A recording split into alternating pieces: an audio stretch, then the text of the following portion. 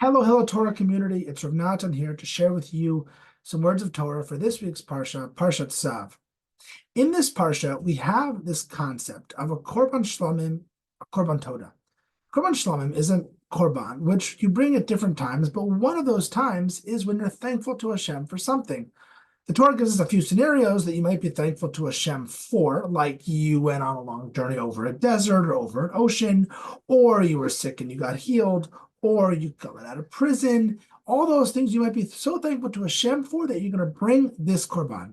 Now, this Korban has a couple of unique things about it. One is that you get to eat part of it. That's pretty cool. Most Korbanot, I think, all in the Mizbeach, or the Kohanim get to eat some, but you get to eat it. And this Korban comes with it. You have to bring with it also 40 loaves of bread. It's a lot of bread. And you have to eat it by the next morning. Let's say I bring it in the afternoon. By the next morning, I have to have eaten the Korban and all of these loaves of bread. Now, most Korbanot is less bread for sure. I don't get to eat it necessarily. And even if I do eat it, usually I have more time. By the next morning, that's such a small time window. So what is Hashem teaching us? What is the Torah teaching us? By giving us this mitzvah, this Korban Todah, making it a small window of time that we have to eat it by, and have to be a lot of food. So I think there's two messages that come from this mitzvah of the Korban Todah, and both of them we could apply directly into our own lives. One is that Hashem wants us, the Torah wants us, we feel thankful to Hashem to do something about it right away. A lot of times, if we feel a sense of gratitude to Hashem for something, and we don't do something about it right then, we might forget entirely and never say thank you to Hashem.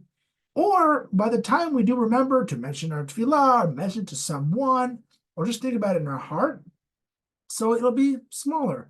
We won't feel the feeling of gratitude as strongly. And so it's important right away to do something, because if you right away say thank you, well, first of all, you're going to feel a sense of closeness to Hashem.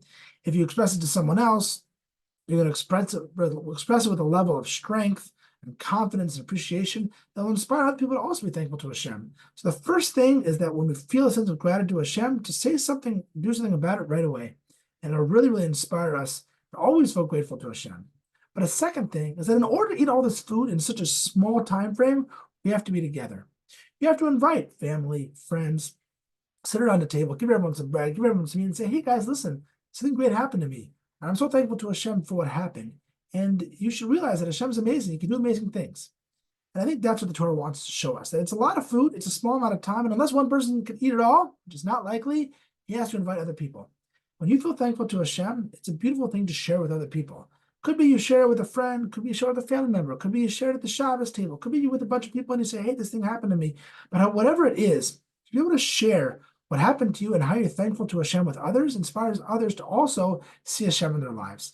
So I encourage everyone to think about how we can, what's something great that has happened to us this week or this month or in general, and that we're thankful to it. Maybe say a thank you to Hashem, and also talk about how is it that we can see more things in our lives to say thank you to Hashem. Shabbat Shalom.